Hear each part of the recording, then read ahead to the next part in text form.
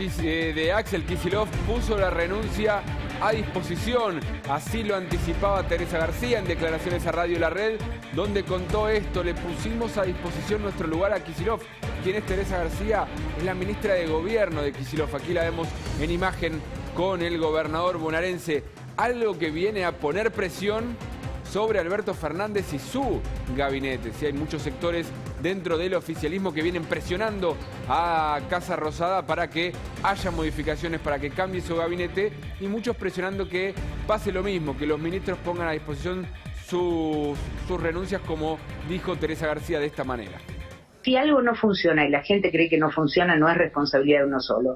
Hoy vamos a tener una reunión, seguramente charlaremos en la provincia cuáles son las acciones a seguir y cuál es la evaluación de en qué cosas nos hemos equivocado. Ayer lo dije con total sinceridad, que creo, además cuando me preguntaron si el gobierno de Kicillof pensaba en modificar su gabinete, lo dije con sinceridad, ninguno de nosotros es imprescindible, todos somos reemplazables. ¿Los ministros de Axel, incluida usted, le ofrecieron la renuncia o él la pidió?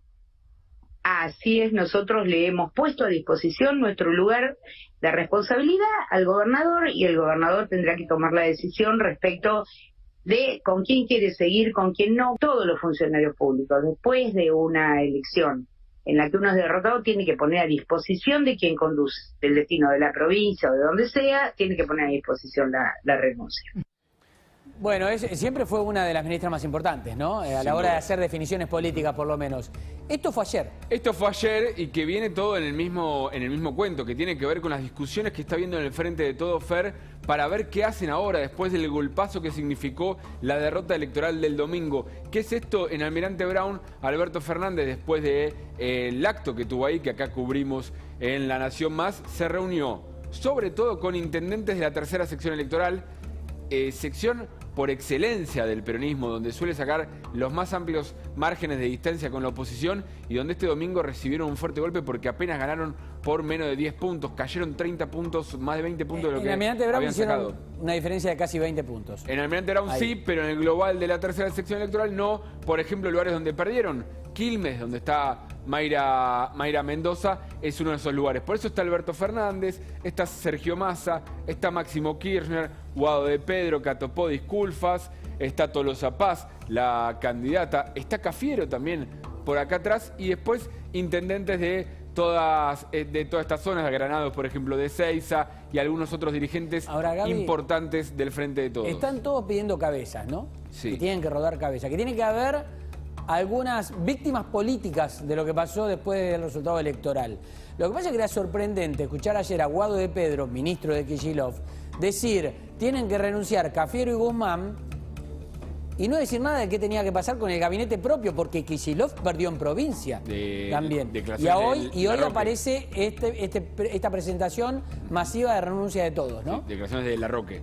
No de Guado. Perdón, no de Guado de Pedro, de Larroque. Sí. El ministro Larroque, Andrés Larroque. Somos todos prescindibles, dijo. Exactamente. Que va en línea con lo que dice ahora Teresa García, que da esta noticia que hasta ahora no se conocía, ¿sí?, de una renuncia masiva, en realidad puesta a disposición. Lo que aclaran ahora desde la gobernación bonaerense es: siempre el gobernador tiene la posibilidad de decidir. Lo que le están traduciendo esto a Casa Rosada es: el presidente tiene posibilidad de decidir. Si el presidente puede elegir ahora por qué ministro se queda y quiénes no. Hoy la discusión va por dos carriles, ¿sí? Desde Casa Rosada dicen: hay medidas, ¿sí?, a tomar, y hay renuncias o decisiones de gobierno. Casa Rosada dice: no cambiamos el gabinete. El Frente de Todos dice: medidas y cambio de gabinete. El kirchnerismo sobre todo le dice: medidas y cambio de gabinete. Desde el Instituto Patria están diciendo: tienen que rodar cabezas. Sí. Y Alberto Fernández dice: no, porque además precisamente las cabezas que piden que rueden son las más cercanas a él. Cafiero, el elegido de él que fue Guzmán. Entonces, ahí está la disputa. Ahora, hubo información ayer desmentida, pero habrá que ver, de que Massa ayer a última hora de la tarde, principio de la noche, estaba reunido con Cafiero a solas, que había pasado Alberto Fernández a saludar y después se fue a Olivos, y se quedaron Massa y Cafiero reunidos a solas en la Casa Rosada. Mientras tanto, mientras esto ocurría, también después hubo otra versión que hablaba de una reunión de 3 horas de Cristina con Alberto a solas para definir qué hacer y qué rumbo tomar. Sí, reuniones que se difunden, se desmienten, se difunden, se desmienten. Hay versiones, eso habla, Fer, de el lío que tiene en este momento el Frente de Todos, donde, a ver, sería normal que se junten el presidente y la vicepresidenta. Sería lo más normal del mundo, sobre todo después de una derrota electoral, donde te tenés que sentar con los actores políticos centrales de tu coalición a decir, bueno, ¿hacia dónde vamos ahora? El domingo a la noche esa sí no la desmintieron nadie. Antes de que salga a hablar Alberto Fernández, se juntaron, estaban el presidente, estaba Cristina, estaba Massa, estaba Máximo, se juntaron, se miraron las caras. Parece que hubo muy malas caras en ese lugar donde no salían de su asombro por el resultado, pero después empieza toda la versión de rumores, desmentidas y falta de confirmación. El tema también es que todos se sienten en condiciones de opinar, decir y pedir que rueden cabezas, ¿no? Grabois, por ejemplo, también habló y pidió esto, ¿no? A ver.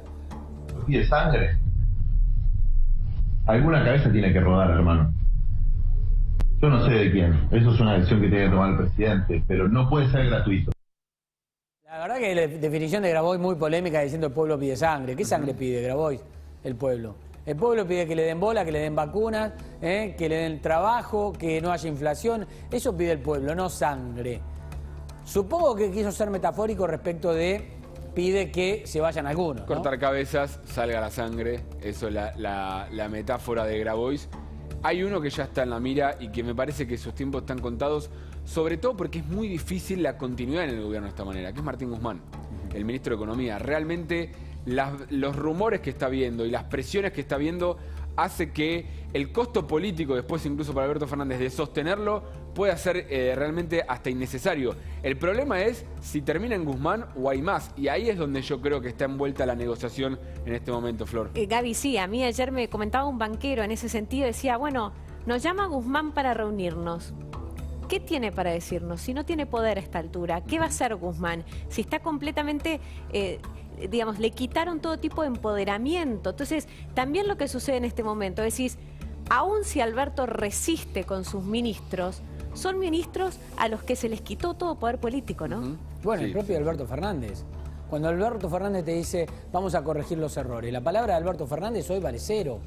Vale cero, pero porque él determinó que valga cero con todas las pifiadas que se mandó y las mentiras que fue acumulando durante su gestión. Ni que hablar del escándalo del vacunatorio de Olivos, ¿no?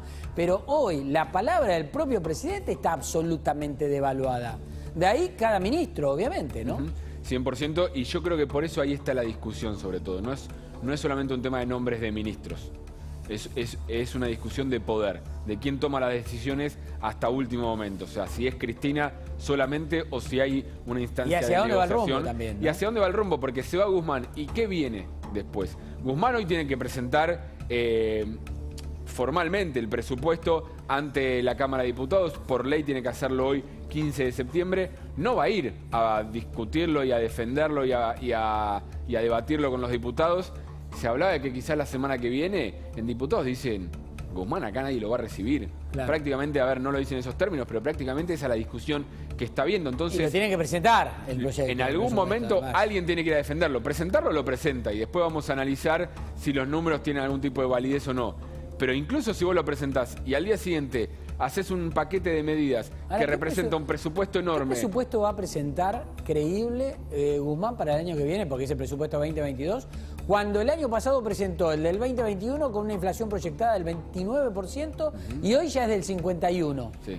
Y se habla... ¿Qué va a venir? ¿Va a decir, me equivoqué, corregí? ¿O qué número va a presentar creíble? Y se supone que va a presentar uno que va a estar alrededor del 35% de la inflación el que viene, cuando hay economistas que ya te dicen difícilmente baje del 50%, sobre todo si el gobierno avanza por el camino que parece avanzar de darle a la maquinita de acá hasta noviembre para intentar ganar, aunque sea por un voto, las elecciones. A favor de Guzmán...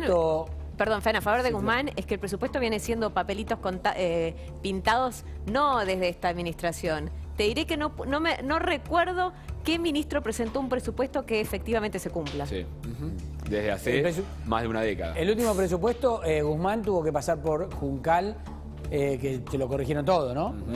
Cristina le dijo, vení para acá, ¿dónde vas? Sí. ¿Vas a presentar el presupuesto y no vas a pasar por acá para verlo? Pasó por ahí, se lo cambiaron todo. Y después recién pudo ir al Congreso. ¿Qué va a pasar ahora lo mismo? Cristina lo va a recibir a Guzmán y le va a decir, déjame ver el presupuesto. Es que yo creo que hoy en la cabeza del Frente de Todos el presupuesto es el problema menor. Hoy están viendo cómo llegan a noviembre, ¿sí? A mí me dicen que Alberto Fernández está convencido de que entrega a Guzmán pero quiere retener a Cafiero. Que a Cafiero quiere no entregarlo. Que Guzmán, bueno, está dispuesto a que ruede esa cabeza, como dice Grabois, pero a Cafiero retenerlo. Habrá que ver, como decís vos, Gaby, habrá que ver hasta dónde, si es que, porque a lo mejor no hay un solo cambio de gabinete, pero si es que avanzan con Guzmán, hasta dónde llega ese avance, ¿no? Con Cafiero o con alguno más todavía. Sí, y después tenés el tema noviembre, porque ya el presidente ya venía dejando trascender que después de las elecciones de noviembre iba a haber una oxigenación del gabinete, que iba a haber un recambio, pero decía siempre después de noviembre. Esto, el resultado electoral le precipitó todo, le obliga a tomar determinaciones, pero que incluso si vos cambiás ahora, oxigenás, y en noviembre no lograste ni siquiera levantar un poco de los votos, no te digo ganar, levantar, que es un escenario que también es posible, ¿ahí qué haces? ¿Cómo seguís después de noviembre? ¿Con qué gabinete seguís? Le tenés que cambiar de nuevo el gabinete y ahí es donde la autoridad presidencial va a quedar mucho más en tela de juicio. Ahora, hablábamos antes de cuáles eran las claves del porqué, ¿no? De la derrota catastrófica electoral que tuvo en las PASO el gobierno. Y se puede mencionar un montón de cosas, ¿no? La mala vacunación, el vacunatorio VIP, el escándalo del cumpleaños de Fabiola en Olivos. Ahora, la economía es central. Estábamos hablando de una proyección del 29% en el presupuesto y ya apenas después de mitad de año estábamos en el 59%. ¿Qué es lo que se dice, Flor, que puede pasar en estos 2 meses en donde el gobierno considera que puede levantar cabeza, ¿no? De cara a la elección general? Bueno, en principio el gobierno está previendo una serie de anuncios económicos que no son otra cosa que esto de ponerle plata en el bolsillo de la gente. Entre otros anuncios se habla de que habría, por ejemplo, créditos para la producción. Ha habido algo de contactos informales con bancos para créditos para la producción.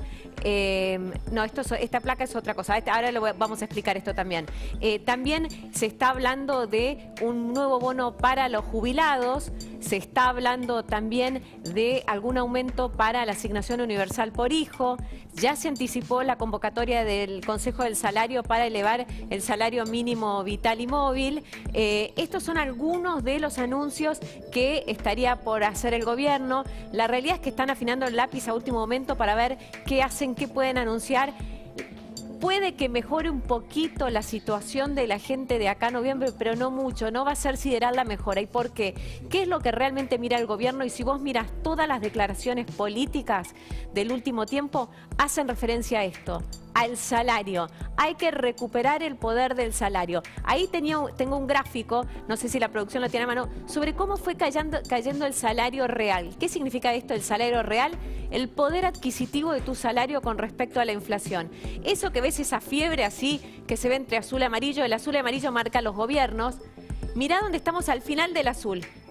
Ese es el salario real. Eso es la caída. La caída que viene teniendo, por lo pronto, desde que asumió Alberto Fernández, el salario real. Si uno mira en retrospectiva, el salario real está cayendo con fuerza desde 2018, con las devaluaciones de Macri, la aceleración de la inflación.